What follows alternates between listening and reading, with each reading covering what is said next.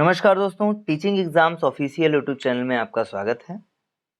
आज हम ज्योग्राफी की पीवाईक्यूज की क्लास करने वाले हैं। जैसा कि मैंने आपसे बताया था कि आज से ज्योग्राफी की क्लास स्टार्ट होगी पीवाईक्यूज की, और हिस्ट्री की कल एंड हो चुका है पीवाईक्यूज की क्लास। तो पीवाईक्यूज जितने थे बिहार टीआरई 4 के लिए और एस्टेट के लिए जो भी इंपॉर्टेंट क्वेश्चन थे वो मैंने हिस्ट्री का मैंने करवा दिया है। और आज से हमारा ज्योग्राफी का पीवाईक्यूज का जो आपके टीआरई 4 के लिए और एस्टेट के लिए बहुत ज़्यादा महत्वपूर्ण क्वेश्चन होंगे। तो आप हमारे साथ वीडियो में अंत तक बने रहिएगा। वीडियो को लाइक कर दीजिएगा, चैनल को सब्सक्राइब कर दीजिएगा और जितना ज़्यादा से ज़्यादा शेयर कर पाएँ उतना आप कर दीजिएगा। तो चलिए देरी ना करते हुए ज्योग्राफी की क्लास को स्टार्ट करते हैं। आज का पहला क्वेश्चन है, भारत देश की अधिकतम अंतर्राष्ट्रीय सीमा है किसके साथ है? पाकिस्तान के साथ है, नेपाल के साथ है, बांग्लादेश के साथ, उपयुक्त में से एक से अधिक या उपयुक्त में से कोई नहीं। तो बता दें कि भारत की अधिकतम अंतर्राष्ट्रीय सीमा जो है वो बांग्लादेश के साथ बनाती है। बांग्लादेश के साथ, जो कि 4096 किलोमीटर, ठीक है, इतना। उसके बाद आप नेपाल जो है वो 1751 किलोमीटर के साथ इसकी सीमा लगती है। तो सबसे ज्यादा किसके साथ है? बांग्लादेश के साथ है। बांग्लादेश आप यहाँ पे आप देख सकते हैं, मैप में भी हमने मैप भी लगा दिया है। मैप में आप देख सकते हैं सर्वाधिक जो सीमा है वो किसके साथ लगती है? बांग्लादेश के साथ लगता है। चलिए अगले क्वेश्चन पे चलते हैं। किस रेखांश पर भारतीय मानक समय अपनाया जाता है? तो इसमें रेखांश बताना है कि कौन से रेखांश पे भारतीय मानक समय अपनाता है। ऑप्शन है 78.5 डिग्री पूर्व, 82.5 डिग्री पूर्व, 87.5 डिग्री पूर्व। उपयुक्त में से एक से अधिक या उपयुक्त में से कोई नहीं।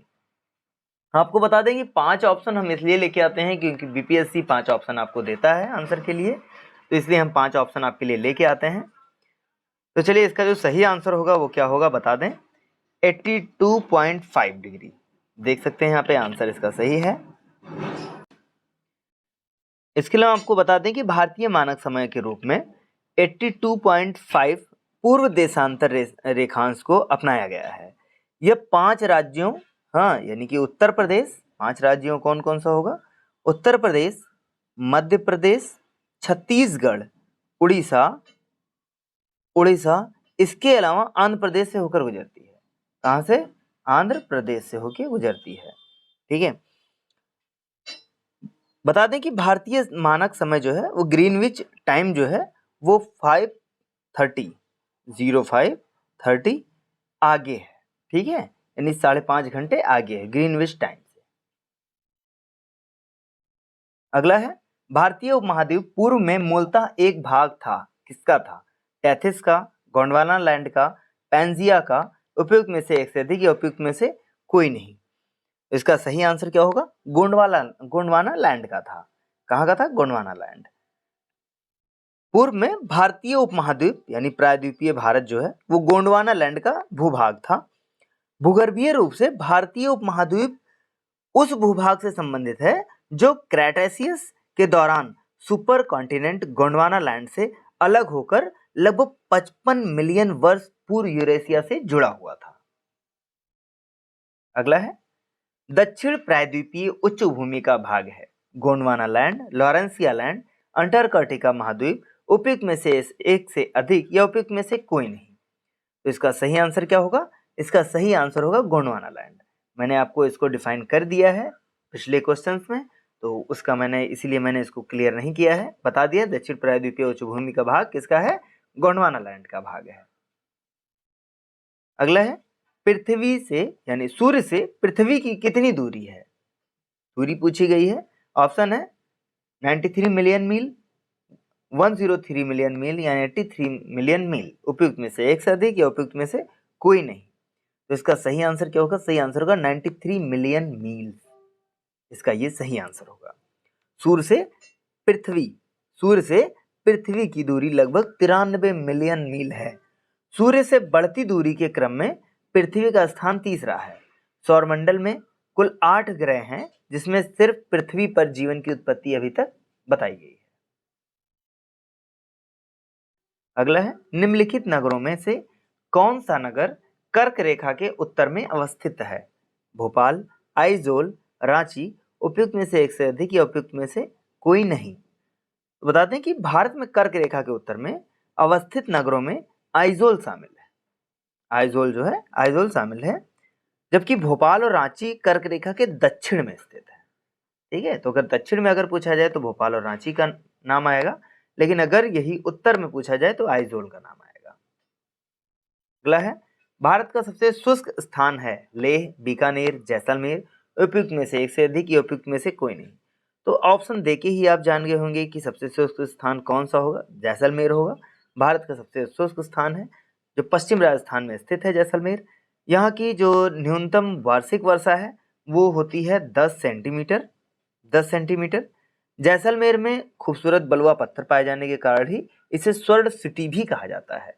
आपसे पूछ सकता है क्वेश्चन में कि स्वर्ण सिटी किसे कहा जाता है, तो वो जैसलमेर को कहा जाता है। इसका भी सही आंसर होगा जैसलमेर। भारत के कितने राज्यों की सामान्य सीमा यानी कॉमन बॉर्डर जो है वो पाकिस्तान और बांग्लादेश के साथ है? ऑप्शन है 6, 5, 7, उपयुक्त में से एक से अधिक या उपयुक्त में से कोई नहीं।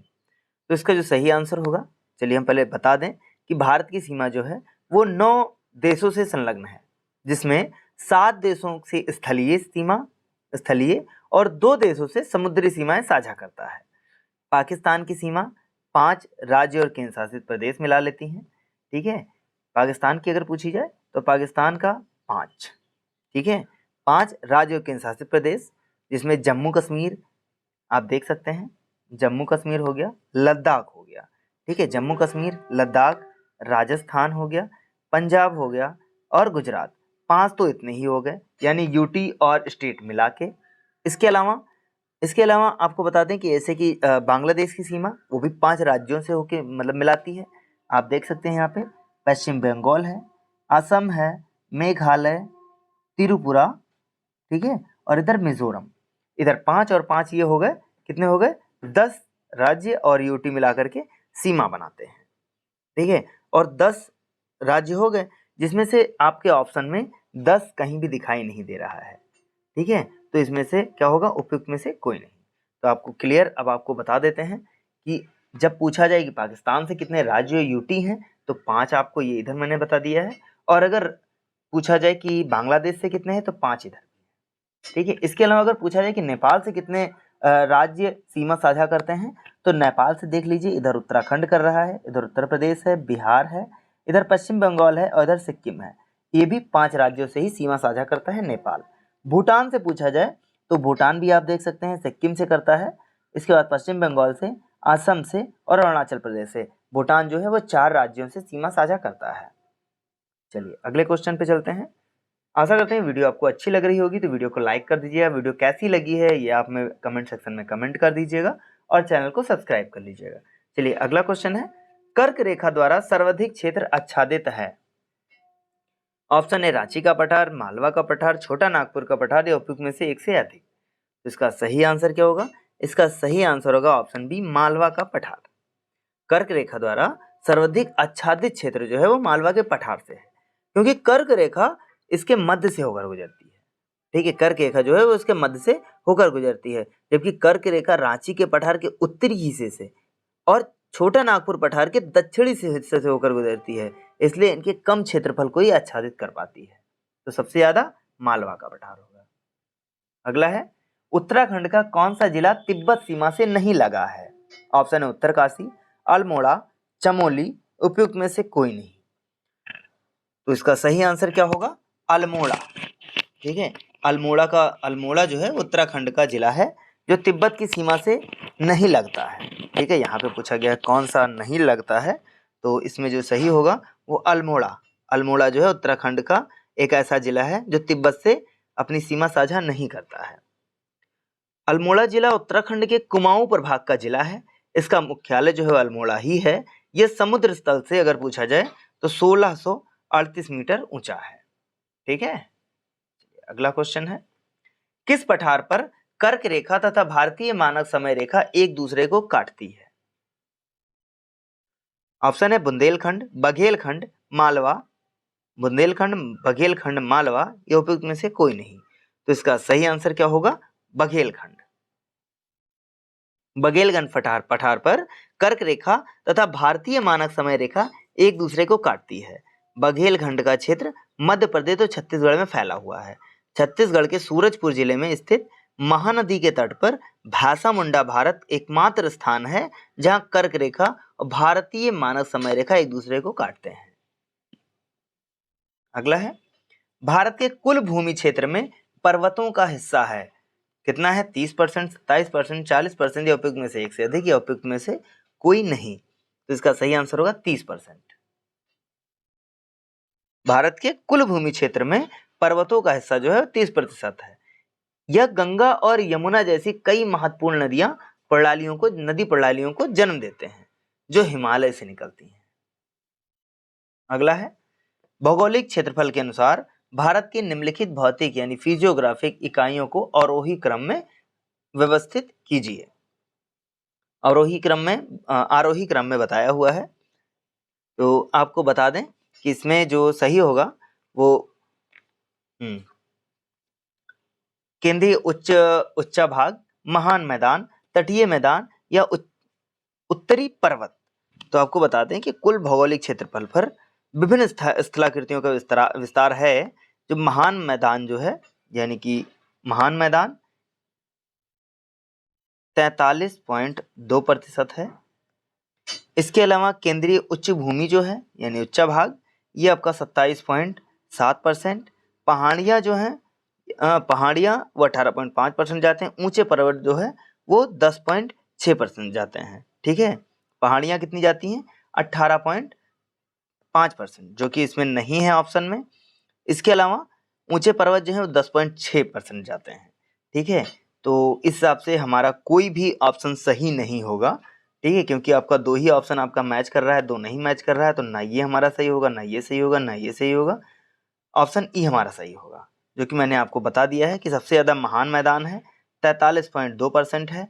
इसके अलावा केंद्रीय उच्च भूमि है 27.7% है। इसके अलावा पहाड़ियाँ हैं 18.5%। इसके अलावा ऊंचे पर्वत हैं 10.6%। चलिए अगले क्वेश्चन की तरफ चलते हैं। केंद्रीय उच्च भूमि के संबंध में निम्नलिखित कथनों में से कौन सा सही है? ऑप्शन है, इसका पश्चिमी भाग मालवा पठार से है। ठीक है, और यह दक्कन पठार का भाग है, यह अरावली से घिरा है। उपयुक्त में से एक से अधिक या उपयुक्त में से कोई नहीं। तो चलिए इसको भी डिफाइन कर देते हैं। केंद्रीय उच्च भूमि अरावली श्रेणी से घिरा हुआ है। ठीक है, तो यह अरावली श्रेणी से घिरा हुआ है, तो ये आपका सही हो गया, अरावली श्रेणी से घिरा हुआ है। इसका पश्चिमी भाग मालवा का पठार है, तो पश्चिमी भाग मालवा का पठार है। अरावली श्रेणी पालनपुर गुजरात के राजस्थान से होकर दिल्ली तक लगभग 800 किलोमीटर लंबी कैम्ब्रियन युग की पर्वत श्रृंखला है। ठीक है, मालवा पठार के अधिकतर भागों को केंद्रीय उच्च भूमि द सेंट्रल अपलैंड की संज्ञा प्रदान की गई है। तो इसमें क्या होगा? पहली बात तो इसमें दोनों सही जा रहे हैं, तो एक में से एक से अधिक होगा। भारत की सबसे ऊंची पर्वत श्रेणी कहते हैं, किसे कहते हैं? Kanchenjunga, Everest, K2। उपयुक्त में से एक से अधिक या उपयुक्त में से कोई नहीं। तो इसका सही आंसर क्या होगा? इसका सही आंसर होगा K2। भारत का सर्वोच्च पर्वत शिखर जो है वो गॉडविन ऑस्टिन है, यानी कि K2। काराकोरम श्रेणी के में स्थित है। ये कहाँ पे, अगर क्वेश्चन आए कि K2 कहाँ स्थित है, तो ये काराकोरम रेंज में स्थित है। इसकी ऊंचाई पूछी जाए जो 8611 मीटर है। ठीक है, जबकि भारत में स्थित हिमालय की सर्वोच्च चोटी कंचनजंगा है। अगर चोटी की बात हो तो वहां पे क्या आएगा? सबसे ऊंची चोटी जो है कंचनजंगा है। सिक्किम के उत्तर पश्चिम भाग में नेपाल और भारत की सीमा पर स्थित कंचनजंगा दुनिया की तीसरी सबसे ऊंची पर्वत चोटी है, जिसकी ऊंचाई जो है वो 8586 मीटर यानी कि 28,169 फीट की ऊंचाई वाली ये चोटी माउंट एवरेस्ट के महज 262 मीटर कम है। भारत के पूर्वी घाट की सबसे ऊंची चोटी है। पूर्वी घाट की सबसे ऊंची चोटी पूछा गया है, कंचनजंगा, अनाईमुड़ी, महेंद्रगिरी। उपयुक्त में से इससे अधिक या उपयुक्त में से कोई नहीं। तो इसका सही आंसर होगा महेंद्रगिरी। यह चोटी उड़ीसा के गजपति जिले में स्थित है। इसकी ऊंचाई अगर पूछी जाए तो 1501 मीटर है, जबकि संपूर्ण पूर्वी घाट की सबसे ऊंची चोटी जो है वो झिंदगीड़ा है। आंध्र प्रदेश में के विशाखापट्टनम में स्थित है। यह पर्वत 1690 मीटर। इसे सीताम्मा कोड़ा और अमरकोंडा के नाम से भी जाना जाता है। लेकिन पूछा गया है पूर्वी घाट की सबसे ऊंची, तो महेंद्रगिरी होगा। निम्नलिखित श्रेणियों को उत्तर से दक्षिण की ओर क्रम में व्यवस्थित कीजिए। देखिए उत्तर से दक्षिण की ओर क्रम में, ठीक है, उत्तर से दक्षिण के क्रम में पूछा गया है। यानी कि देख लीजिए, आप पहले ये बना लीजिए, ईस्ट, वेस्ट, नॉर्थ और साउथ। तो उत्तर से दक्षिण यानी कि ऐसे पूछा गया है। तो सबसे पहले आपको बता दें कि चलिए हम रेंज बता देते हैं कि कैसे बनेगा। पहले तो हम मैप बना लेते हैं भारत का।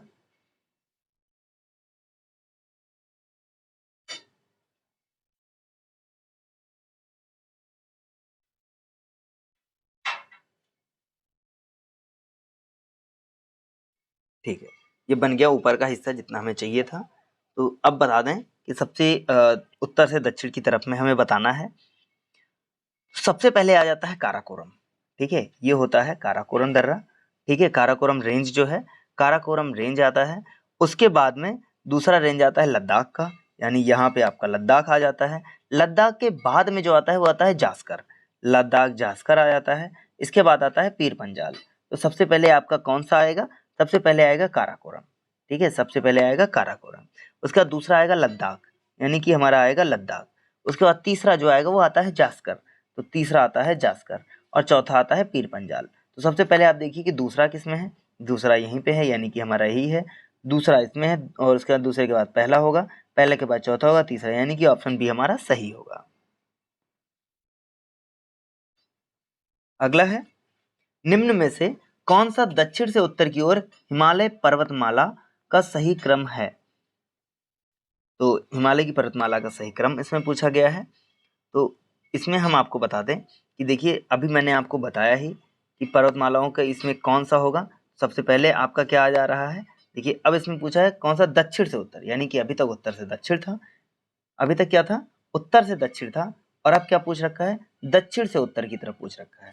यानी कि सबसे पहले देखो, अब हमारा वहां पे हमारा क्या था, पहले हमारा क्या था वहां पे, पहले हमारा था वहां पे काराकोरम, ठीक है, ये हमारा पहले काराकोरम था। काराकोरम के बाद हमारा लद्दाख था, ठीक है, लद्दाख के बाद में हमारा जास्कर था, और जास्कर के बाद हमारा क्या था, पीर पंजाल था, ठीक है। अब यहाँ पे जैसे यहाँ पे उसका उल्टा उसका पूछ लिया है, तो पहले अपना पीर पंजाल होगा, यानी कि यहाँ है पीर पंजाल, पीर पंजाल के बाद जास्कर पूछा है, जास्कर यहाँ है, जास्कर के बाद लद्दाख पूछा है, लद्दाख के बाद काराकोरम पूछा है। तो मैंने आपको इसको सही से बता भी दिया है, तो ऑप्शन भी यहाँ पे सही हो जाएगा। मालनाड क्षेत्र का संबंध निम्नलिखित में से भारत के किस पठार से है? तेलंगाना का पठार, महाराष्ट्र का पठार, कर्नाटक का पठार, या उपयुक्त में से एक से अधिक, या उपयुक्त में से कोई नहीं। तो इसका सही होगा कर्नाटक का पठार। मालनाड क्षेत्र का संबंध भारत के कर्नाटक के पठार से है। यह पठार धारवाड़ पर्वतीय प्रणाली की ज्वालामुखी चट्टान और ग्रेनाइट से मिलकर बना हुआ है। यह पठार का नामकरण जो है वो कर्नाड, जिसका अर्थ होता है काली मिट्टी की भूमि के नाम पर किया गया है। अगला है, सतलुज और काली नदियों के बीच स्थित हिमालय के भाग को निम्नलिखित में से किस नाम से जाना जाता है? कुमाऊं हिमालय, नेपाल हिमालय, असम हिमालय, उपयुक्त में से एक से अधिक, या उपयुक्त में से कोई नहीं। तो इसका सही आंसर क्या होगा? कुमाऊं हिमालय। सतलुज और काली नदियों के बीच स्थित हिमालय के भाग को निम्नलिखित में से किस नाम से जाना जाता है? कुमाऊं हिमालय। कुमाऊं हिमालय सतलुज और काली नदी के बीच स्थित हिमालय का ही एक भाग है। इसका पश्चिमी भाग गढ़वाल हिमालय और पूर्वी भाग कुमाऊं हिमालय कहलाता है। यह पंजाब हिमालय से अधिक ऊंचा है। नंदा देवी, केदारनाथ, बद्रीनाथ इसके प्रमुख चोटियां हैं, ठीक है। गंगा जमुना का उद्गम भी यहीं से होता है।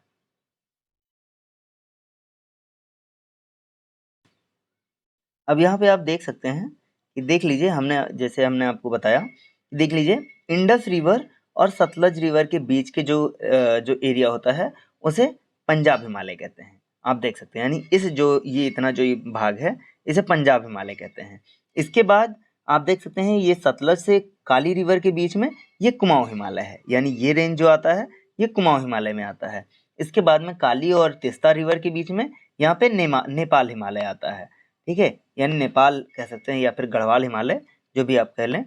हाँ, तो यहाँ पे आता है नेपाल हिमालय। इसके अलावा तिस्ता से असम तक यहाँ तक देख लिए, तिस्ता से दिहांग तक ये असम हिमालय आता है। तो ये हमने आपको ये जितना भी आता है चारों रेंज हमने आपको बता दिया है। चलिए अगले आगे चलते हैं। तो इसका हमने बता दिया है, तो इसका सही आंसर क्या होगा? होगा कुमाऊं हिमालय, काली और सतलज के बीच में, ये मैंने आपको क्लियर कर दिया। चलिए अगले क्वेश्चन पे चलते हैं।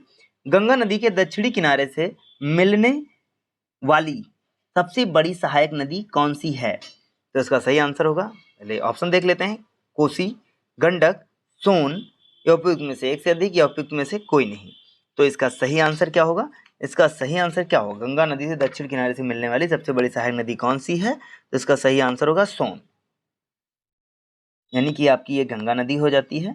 और दक्षिणी किनारे से पूछा है, यानी दक्षिणी इधर हो गया, यानी इधर का भाग ये दक्षिणी हो जाता है, इधर का ये उत्तरी हो जाता है, यानी कि इस साइड से मिलने वाली कौन सी नदी होगी? तो सोन होगा। अगला है, सांत घाटी किस राज्य में स्थित है? सांत घाटी किस राज्य में स्थित है? पश्चिम बंगाल, असम, केरला, उपयुक्त में से एक से अधिक, या उपयुक्त में से कोई नहीं। तो इसका सही आंसर क्या होगा? इसका सही आंसर होगा केरल। केरल में सांत घाटी स्थित है। और फूलों की घाटी जब बात की जाए तो वो उत्तराखंड में स्थित है। ये ध्यान रखिएगा, क्वेश्चन आप अगर क्लियर नहीं पढ़ेंगे तो आप कंफ्यूज हो सकते हैं। सांत घाटी की जब बात हो तो केरल, अगर फ्लावर वैली यानी कि फूलों की घाटी की बात हो तो उत्तराखंड। कारगिल किस नदी के किनारे पर स्थित है? ऑप्शन है सुरु नदी, झेलम नदी, सिंधु नदी, उपयुक्त में से एक से अधिक, या उपयुक्त में से कोई नहीं। तो इसका सही आंसर क्या होगा? इसका सही आंसर होगा सुरु नदी। कारगिल जो है वो सुरु नदी के किनारे पर स्थित है। सुरु नदी जो है वो सिंधु की सहायक नदी है। तो इसका सही आंसर होगा ऑप्शन ए। अगला है, किस नदी के किनारे को पश्चिम बंगाल सरकार टी पार्क के रूप में विकसित करने की योजना बनाई है? हुगली, ब्रह्मपुत्र, गंगा, उपयुक्त में से एक से अधिक, या उपयुक्त में से कोई नहीं। तो इसका सही आंसर होगा हुगली। पश्चिम बंगाल सरकार हुगली नदी के किनारे को टी पार्क के रूप में विकसित करने की योजना है। बोल्टारो हिमनद अवस्थित है, कहीं कहीं बाल्टोरो आपको लिखा मिलता है, कहीं कहीं बोल्टारो लिखा होता है, तो ये ध्यान रखिएगा। ये हिमनद कहाँ अवस्थित है? पीर पंजाल में, जास्कर में, काराकोरम में, उपयुक्त में से एक से अधिक, उपयुक्त में से कोई नहीं। तो इसका सही आंसर हो जाएगा काराकोरम में। बोल्टारो हिमानी पाक अधिकृत कश्मीर के गिलगिल बाल्टिस्तान क्षेत्र में, बाल्टिस्तान उप क्षेत्र में काराकोरम पर्वतमाला में स्थित है। 63 किलोमीटर की लंबाई में बोल्टारो हिमनद ध्रुवीय क्षेत्रों के बाहर सबसे बड़ी हिमनदों में से एक है। काराकोरम पर्वत श्रृंखला के हिस्से से होकर ये गुजरती है। काराकोरम एक विशाल पर्वत श्रृंखला है जिसका विस्तार पाकिस्तान, भारत और चीन में गिलगिट बाल्टिस्तान, लद्दाख और सिंजियांग क्षेत्रों में है। अगला है, सोन नदी का उत्पत्ति स्थल अमरकंटक कहाँ स्थित है? ठीक है, सोन नदी का उत्पत्ति स्थल है अमरकंटक, ये कहाँ पर स्थित है? मैकाल श्रेणी पर, मकालू पे, राजमहल पहाड़ियों पे, या उपयुक्त में से एक से अधिक, या उपयुक्त में से कोई नहीं। तो इसका सही आंसर होगा मैकाल श्रेणी। अमरकंटक एक पवित्र शहर व गंतव्य स्थल है जो मध्य प्रदेश के अनूपपुर जिले में मैकाल पर्वत श्रृंखला पर स्थित है, जो विंध्याचल और सतपुड़ा श्रृंखला को जोड़ता है। अमरकंटक समुद्र तल से 1067 मीटर पर है। यहाँ से नर्मदा और सोन नदी निकलती है। ठीक है, अमरकंटक जो है वो नर्मदा और सोन नदी दोनों निकलती हैं। ठीक है, अब एक चीज़ और इसमें और क्वेश्चन एक बन जाता है कि नर्मदा नदी का मुखाना किस तरफ है? तो आपको बता दूं कि ये पूर्व में ना होकर के पश्चिमी घाटी की तरफ ये बहती है। गंगा नदी के तट पर स्थित शहर है, तो कौन सा शहर जो गंगा नदी के तट पर स्थित है? प्रयागराज, कोलकाता, भोपाल, उपयुक्त में से एक से अधिक, या उपयुक्त में से कोई नहीं। तो इसका सही आंसर होगा प्रयागराज। अब आपको बता दें प्रयागराज है, कानपुर है, पटना है बिहार का, ये सब गंगा नदी के तट पर स्थित है। जो कि क्वेश्चन में पूछे जाते हैं वो मैंने आपको बता दिया है। प्रयागराज पूछा जाता है, बनारस पूछ लिया जाता है, कानपुर पूछ लिया जाता है, और पटना पूछ लिया जाता है कि गंगा नदी के तट पर कौन सा स्थित है। तो ये चारों वहीं पे स्थित हैं। तो इसका सही आंसर होगा प्रयागराज। और आपको बता दें कि गंगा नदी के तट पर स्थित प्रमुख शहर आपको बता ही दिया, प्रयागराज, कानपुर और हरिद्वार भी यहीं पे, हरिद्वार भी इसी के किनारे पे स्थित है।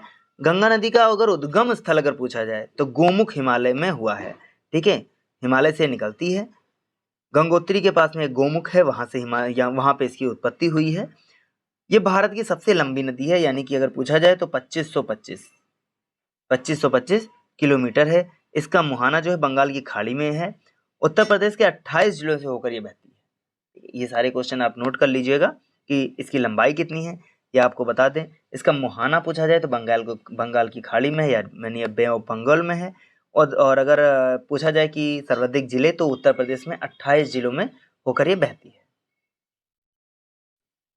अगला है, कौन सी नदी भारत और नेपाल के बीच सीमा बनाती है? हाँ, ये बहुत ही बढ़िया क्वेश्चन है कि कौन सी नदी भारत और नेपाल के बीच सीमा बनाती है, गंडक, कोसी या काली? तो इसका सही आंसर क्या होगा? इसका सही आंसर होगा काली नदी। काली नदी भारत और नेपाल के बीच सीमा बनाती है। काली नदी महाकाली नदी भी आप कह सकते हैं, भारत और नेपाल के बीच सीमा बनाती है। अगर पूछा जाए 1916 में नेपाल और ब्रिटिश भारत यानी ईस्ट इंडिया कंपनी के बीच हस्ताक्षर हुई थी कि सुगौली बिहार में किस संधि में काली नदी को भारत के साथ नेपाल की सीमा निर्धारित की गई थी। अगर पूछा जाता है कि भारत और नेपाल की सीमा जो है वो काली नदी को कब माना गया था की सीमा पे है, तो इसको 1916 में माना गया था। अगला है, चाप झील, ऑक्सबो झील पाई जाती है, यानी कि ऑक्सबो लेक जो है वो कहाँ पाई जाती है? हिमनदों में, नदी घाटियों में, रेगिस्तानों में? उपयुक्त में से एक सदी के उपयुक्त में से कोई नहीं।